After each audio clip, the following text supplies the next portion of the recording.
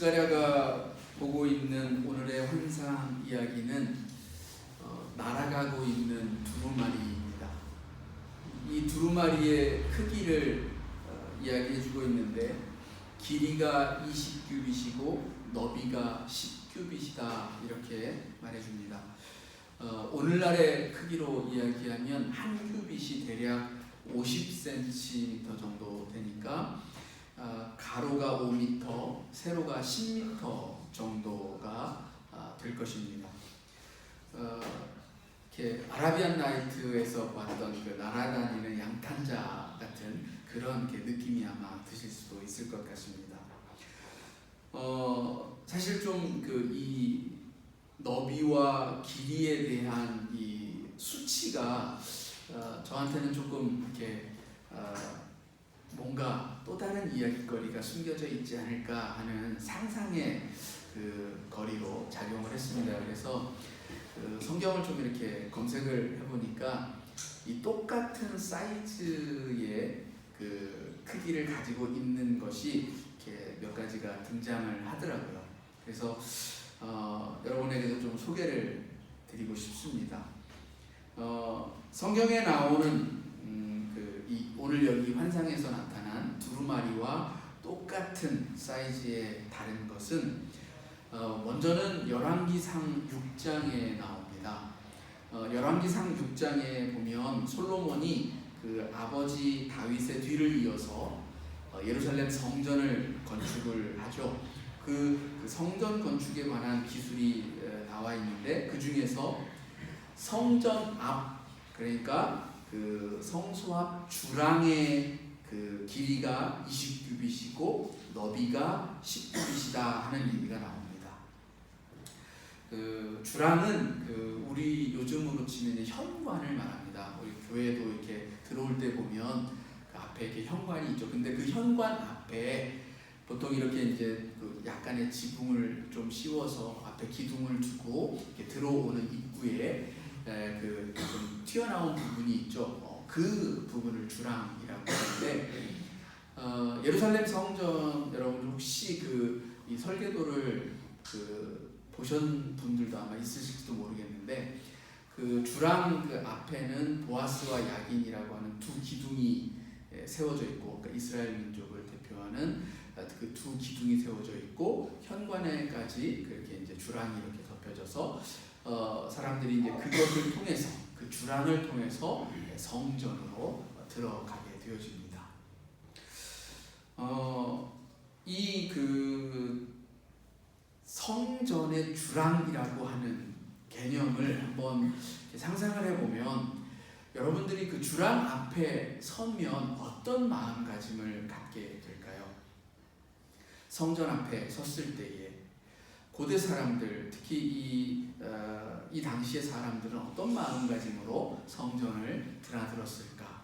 사실 우리들에게도 성전을 나아올 때에 여러 가지 생각들이 교차하기 마련이다 생각이 되어집니다. 왜냐하면 한편으로는 우리의 영적인 아버지 되시는 그 하나님께로 나아가는 기쁨이 있고 또 그 하나님으로부터 받는 위로하심 이런 것들에 대한 기대가 있죠. 그런데 또 한편으로는 우리 자신의 모습, 하나님 앞에 거룩하신 자 앞에 선 나의 작고 초라한 모습들을 생각하면서 나의 때묻고 연약한 그런 모습들을 떠올리면서 한편으로는 작아지고 낮아지는 그러한 모습들이 아마 떠오를지도 모르겠습니다. 그러니까 이런 두 가지의 생각과 마음들이 이렇게 서로 교차하는 그 지점이 바로 어쩌면 이 주랑이 아닌가 그렇게 생각이 되어집니다.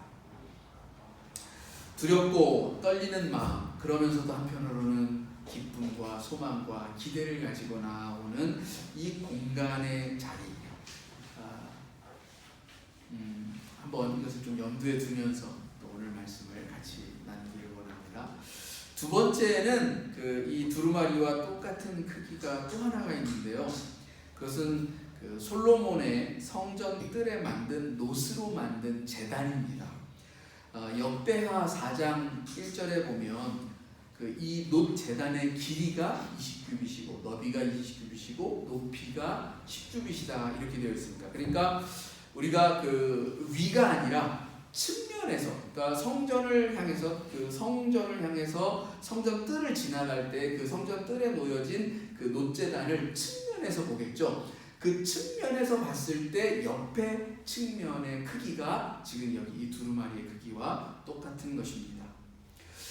제단은 이 놋제단은 하나님께 드리는 제물을 태우는 번제단입니다. 우리를 대신한 속죄의 제물, 여러 가지 하나님의 은혜에 대한 감사의 제물, 헌신과 서원의 그런 다양한 제물들이 그 위에서 태워지고 또 하나님께 향기로운 제물로 올려지는 장소가 되어집니다. 성전 입구와 성전의 제단, 여기 스가랴가 보고 있는 두루마리와 뭔가 연결점이 없을까? 여러분도 이제 그것들을 좀 이렇게 묵상하시면서 이렇게 말씀을 생각해 보시기를 원합니다. 그 묵상, 제가 느낀 묵상의 이야기는 이 말씀을 마치면서 결론적으로 이야기를 드리도록 하겠습니다. 자, 어쨌든 여기 스가랴가 보고 있는 두루마리라고 하는 것에 이제 본격적으로 좀 살펴보며 들어가겠습니다. 두루마리는 성경에서 보통 하나님의 말씀이 쓰여져 있는 양피지를 말합니다. 에스겔도 환상 속에서 하나님의 말씀이 기록된 두루마리를 보았고, 그 외에 이사야 선지자나 예레미야 선지자나 또 요한도 환상 가운데서 이 두루마리를 통해서 그 가운데 쓰여진 하나님의 말씀을 보았습니다. 다시 말해서 이 두루마리는 바로 하나님의 말씀이 기록되어져 있는 성경을 말하는 것입니다. 많은 사람들이 하나님의 말씀이 기록되어져 있는 이 성경을 중요하게 생각을 합니다. 아주 소중히 여기고, 그래서 때로 좀 지나치다 싶어서 이 소중한 성경을 좀 행여나 때라도 탈까봐 책장에 이렇게 고이 모셔놓기도 하죠.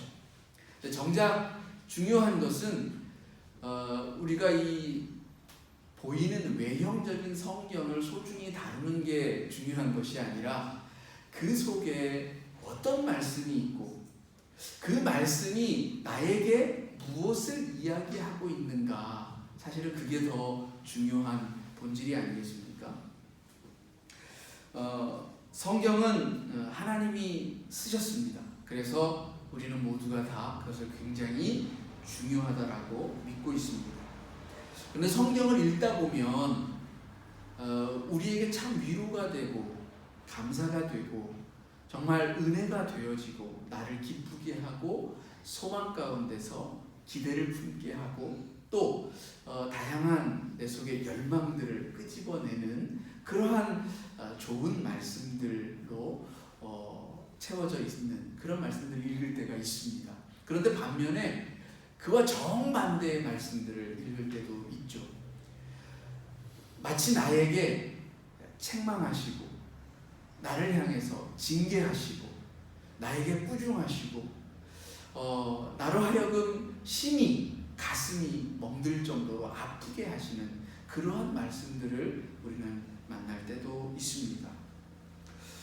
혹시 여러분 가운데 말씀을 읽으면서 내게 좋은 말씀, 다시 말해서 내가 듣기에 내가 보기에 좋은 말씀만 취하고 싶은 그런 욕망이 들었던 적은 없습니까? 사실 하나님께서 우리에게 들려주시는 좋지 않은, 나를 향해서 찌르고 아프게 하는 그런 말씀들은 일부러 좀 외면하고 싶었던 그런 적은 혹시 없으셨습니까? 저는 그랬어요. 저는 뭔가 제 마음을 찔러오는 말씀이 있으면 그 말씀 앞에 저 자신을 온전히 드러내기가 두려웠습니다. 좀 외면하고 싶은 적들이 많았죠. 나에게 위로를 주고 나를 다시금 이렇게 용기를 갖게 하는 그런 말씀들 앞에서는 감사하고 좋아하고 찬양을 드리고 영광을 드리고는 했지만 나를 찔러오는 그 아픔의 말씀들 앞에서는 겸손히 그 말씀을 온전히 받아들이지 못했던 것 같습니다. 아마 제 믿음이 좀 부족해서일 수도 있을 터인데 아마 저보다는 여러분들은 조금 더 나으리라고 여겨집니다. 여기 스가랴도 이 하나님의 말씀이 기록되어져 있는 두루마리를 보았는데 그 말씀에 기록되어져 있는 것이 아마 어쩌면 스가랴가 마음속에 기대했던 것, 품었던 어떤 이상과는 전혀 다른 말씀이 쓰여져 있음을 확인하게 되었을 것입니다. 지금은 스가랴의 그 시대는 성전을 다시 복원하고 무너지고 그 황폐케 되어진 땅을 다시 회복시키는 일을 할 때입니다. 그러니까 정말 소망이 있어야 할 때이고 용기가 있어야 할 때입니다. 그런데 그런 말씀을 기대하고 그 양피지 날아가는 두루마리를 향해서 집중을 하여서 거기에 어떤 말씀이 있을까, 하나님이 어떤 말씀을 우리에게 주실까 하고 들여다보았는데 놀랍게도 거기 쓰여있는 말씀은 축복의 말씀이라기보다는 오히려 저주에 가까운 말씀이었어요. 3절에 보니까 그 말씀의 내용이 이렇습니다. 그가 내게 이르되 이는 온 땅 위에 내리는 저주라. 도둑질하는 자는 그 이쪽 글대로 끊어지고 맹세하는 자는 그 저쪽 글대로 끊어지리라. 그러니까 두루마리 이쪽에는 도둑질하는 자에 대한 저주가, 저쪽에는 맹세하는 자의 저주가 기록되어져 있습니다. 왜 이런 말씀이 기록되어져 있는 것을 스가랴가 보았을까요? 당시의 시대 상황을 좀 이해할 필요가 있습니다. 당시의 시대 상황은 그 느헤미야서에 보면 이 바벨론의 포로들로 잡혀갔던 유대인들이 예루살렘으로 1차 기환을 해서 살아가던 그 생활상들이 좀 이렇게 기록이 되어져 있습니다. 여러분 한번 상상해 보세요. 70년 만에 고향 땅으로 왔어요. 아마 70년간 비워졌던 집들이나 이런 것들이 다 대부분은 무너져 내렸을 것입니다. 우리도 그 시골에 가보면 사람 살지 않는 폐가들이 참 많아요. 근데 사람이 살 때와 살지 않을 때의 그 집의 모습, 땅의 모습은 천지 차이입니다. 사람이 그 가옥 안에서 살 때는 관리가 되어지고 그래서 유지가 되어지는 반면에 그렇지 않으면 어느 순간 저는 그게 참 희한하더라고요. 사람이 살지 않으면 특별히 뭐 이렇게 사람이 살 때와 살지 않을 때와 뭐 어떤 집에 대해서 이렇게 관리를 하고 이런 부분들이 크게 뭐 많이 다르지는 않은 것 같은데 폐가는 희한하게도 기둥이나 돌들이나 흙들이 담들이 이렇게 무너져 내려져 있는 것을 보게 됩니다. 사람의 어떤 그러니까 자연과 공감하는 또 교류하는 어떤 그런 에너지와 힘들이 아마 그 안에 작용하고 있는 것은 아닐까 하는 그런 생각도 해보게 되어지는데요. 70년 만에 돌아온 그래서 바라본 자기들의 고향 땅도 어쩌면 그 폐가와 같은 그런 상태였을 것이 분명합니다. 거기다가 땅들은 다시 소출을 내기 위해서 그 땅을 일구는 작업들이 필요했겠죠. 당장 아무 그 황폐하게 버려진 땅에서 무언가를 심는다고 해서 곧바로 소출이 풍성하게 맺히지는 않았을 것입니다. 그러니까 그 당시에 고향 땅으로 돌아온 기쁨은 잠시이고 그 땅을 다시 회복시키는 그 일상을 살아가는 삶이 얼마나 고되고 힘들었을까 하는 것은 충분히 짐작이 되고도 남는 것이죠. 이 황폐한 땅에서 먹을 것이 없고 여러 가지 자원이 부족한 상태에서 또 때로는 극심한 이러한 가난을 살아가는 상황 속에서 이 조금이라도 좀 여유가 있는 사람들은 이러한 그 극한의 상황이 되어지면 참 희한한 것이 있는 사람, 조금이라도 있는 사람들은 그 더 가지기 위해서 이렇게 없는 사람들의 그 있는 조그만 있는 것까지도 빼앗으려고 하는 경우들을 많이 봅니다. 그러니까 그때 당시에 횡행했던 것이 고리대금업들. 그러니까 힘들고 지쳐서 아무것도 할 수 없는 이들에게 작은 돈을 부어주고 큰 이자를 받으려고 했던 사람들이 난무했고, 또 한편으로는 정말 빌리지도 못하고 꾸지도 못하는 사람들은 남의 것을 훔쳐서라도 생명을 유지해야 했던 것입니다. 그러니까 이러한 도둑질이 횡행하고, 그러다 보니까 또 한편으로는 남의 것을 빌리려고 한다면 꼭 갚겠다라든지 혹은 뭔가를 대가를 지불하겠다든지 하는 그런 맹세들이 헛된 맹세, 거짓 맹세로 바뀌어질 그런 상황이 참 그 시대에 만연했다라고 하는 것입니다. 타인의 물건을 훔친다라고 하는 이 도둑질은 십계명에서도 금하고 있는 아주 오래된 율법입니다. 그리고 이 율법은 인류가 재산을 사유화하게 되면서부터 시대와 문화를 막론하고 어느 민족에게나 볼 수 있었던 규범이었습니다.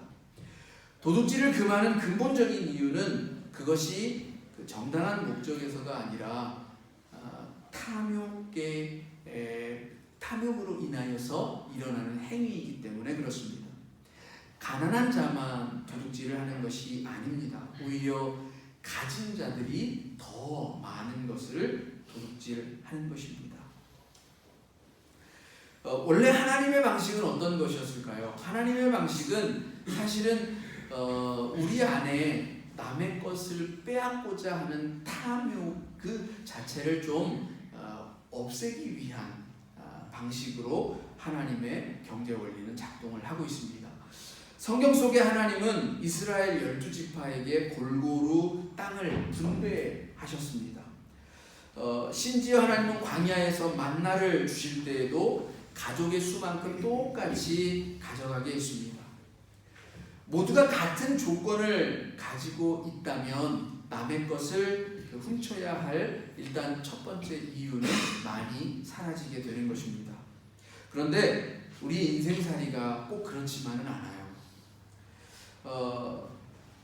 살다 보면 남의 땅은 농사가 잘 되어지고 열매가 잘 맺혀지는데, 남의 사업은 잘 되어지는데 내 사업, 내 땅은 농사가 안 되고 열매가 안 맺혀지고 내 사업은 어려움에 처할 때도 있는 것입니다. 흉년이 든 해도 살아야 됩니다. 사업이 잘 안 될 때에도 살아야 합니다. 직장이 없을 때에도 우리는 살아야 합니다. 그러려고 하다 보니까 남에게 돈도 꾸게 되고 빌리기도 하는 것입니다. 언젠가 갚겠다라고, 그리고 또 나 자신도 갚게 될 줄로 그렇게 철석같이 믿었는데 어찌어찌 하다 보니 버리는 일마다 잘 안 되어질 때가 있는, 본의 아니게 그런 일들이 생길 때도 있는 것입니다. 그러다가 어느 순간 저당 잡혔던 내 땅도 내 집도 다 날아가고 누군가에게로 넘어가는 일도 생기는 것이 바로 우리의 인생입니다. 그러니 하나님이 애초에 주셨던 이 공평한 분배라고 하는 것은 사실 살아가면서 지키기가 쉽지는 않습니다. 그렇다고 해서 하나님의 경제 원리가 변하는 것은 아닙니다.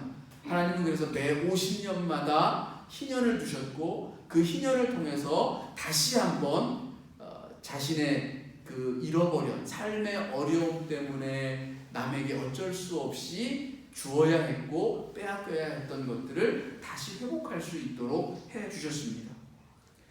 결국 하나님의 경제 원리라고 하는 것은 우리가 인생을 살아가면서 어쩔 수 없이 맞이하는 어려움과 문제들 앞에서 고꾸라질 그때에도 다시 회복시켜주고 다시 일어날 수 있도록 하시는 데 방점이 있는 것입니다.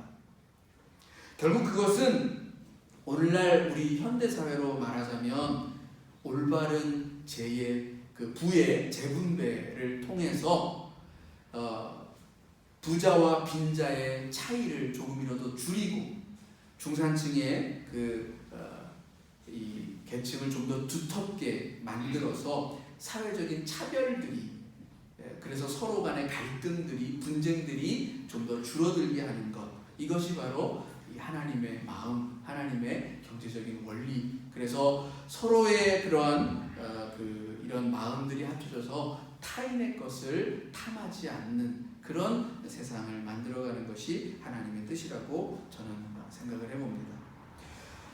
만일 도둑질이 횡행하는 사회가 되었다라고 한다면 그것은 바로 우리의 탐욕이 만들어낸 사회의 모습이고, 또 가난 때문에 어쩔 수 없이 훔쳐야만 하는 그런 사람들이 넘쳐나는 세상이 되었다라고 한다면 사실은 그것에 대하여서도 우리는 스스로가 반성할 수 있어야 합니다.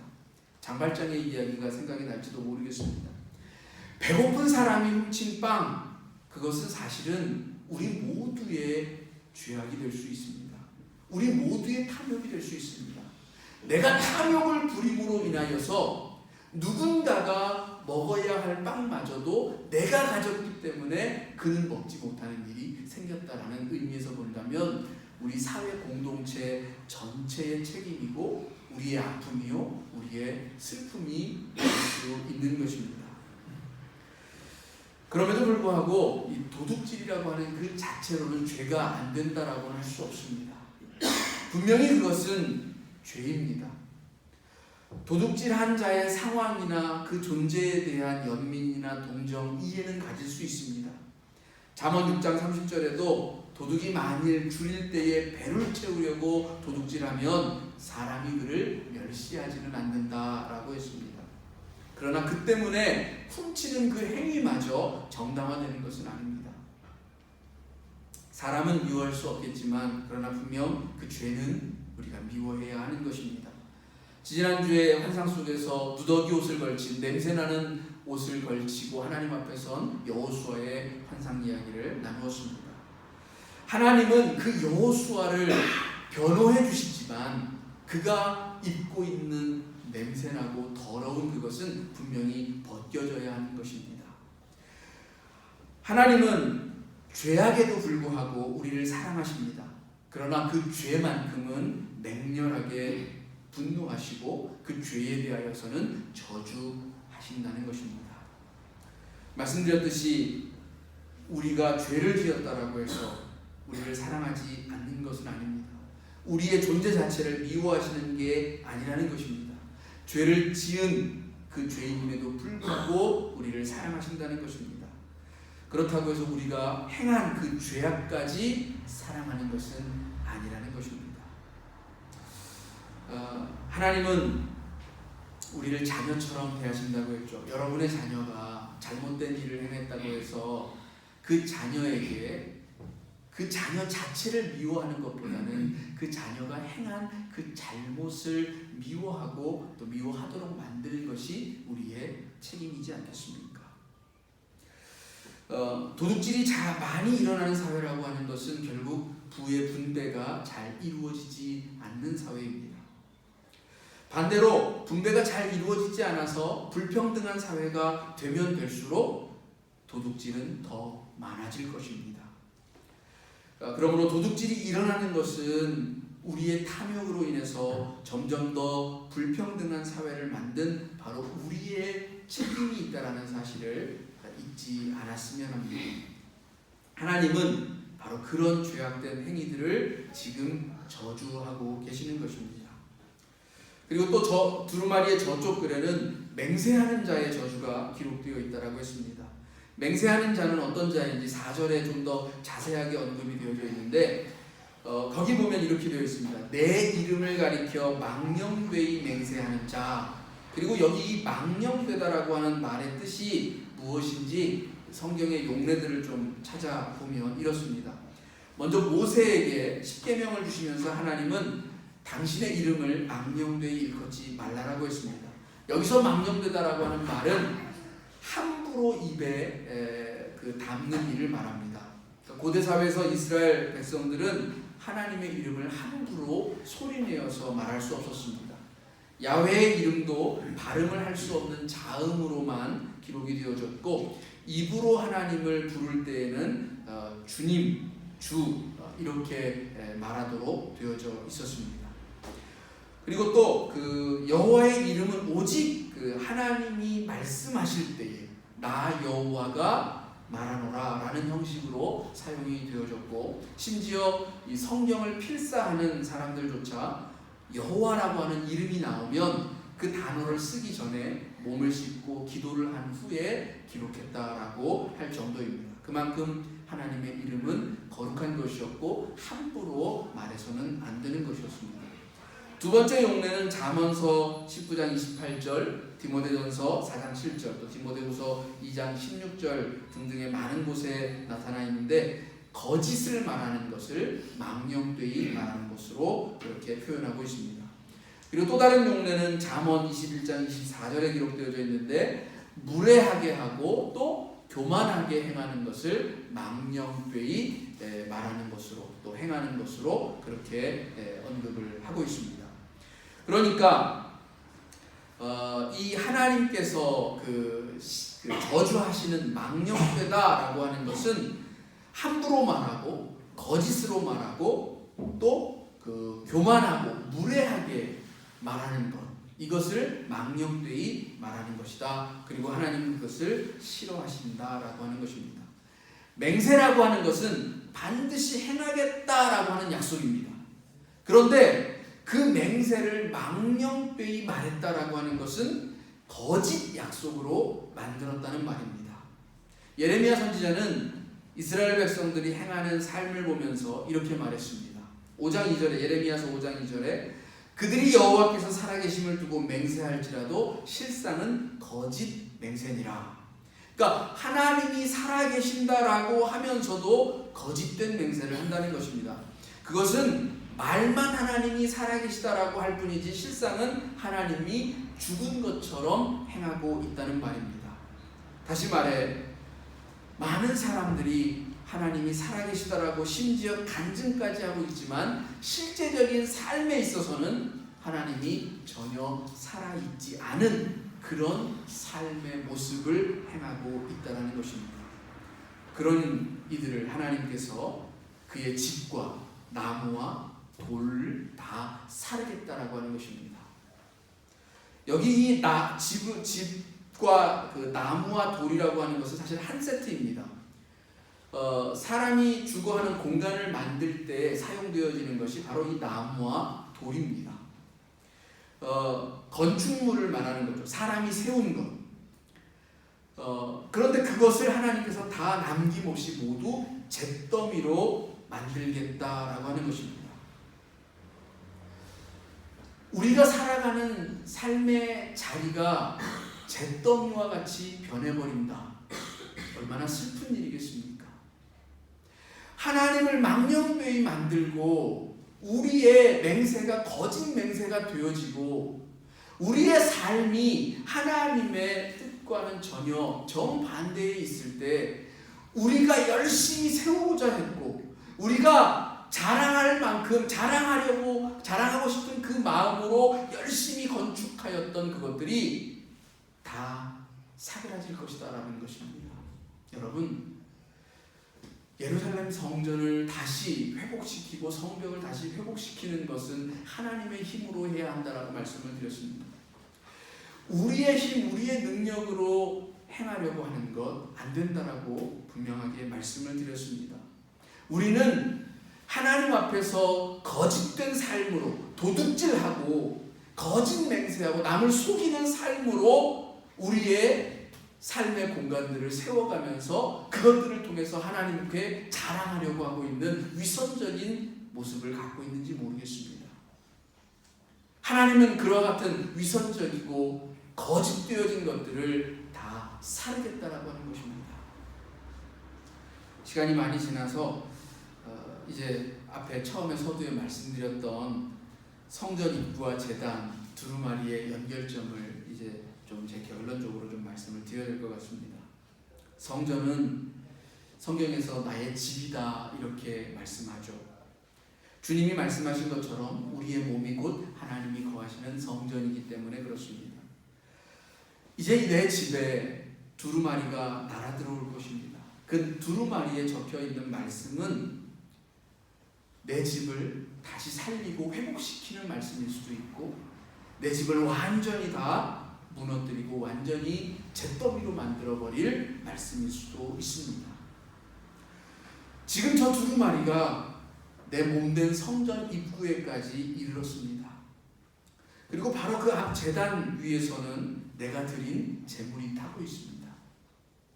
그것이 하나님께 향기로운 제물이 되어질지 거짓 맹세로 위선적으로 드려지는 제사가 되어질지는 오직 저와 여러분 자신만이 알 수 있을 것입니다. 두루마리가 날아와서 내 집에 들어올 때에 두렵고 떨리는 마음이 있겠죠. 성전 앞에 선 우리의 모습과 같을 것입니다.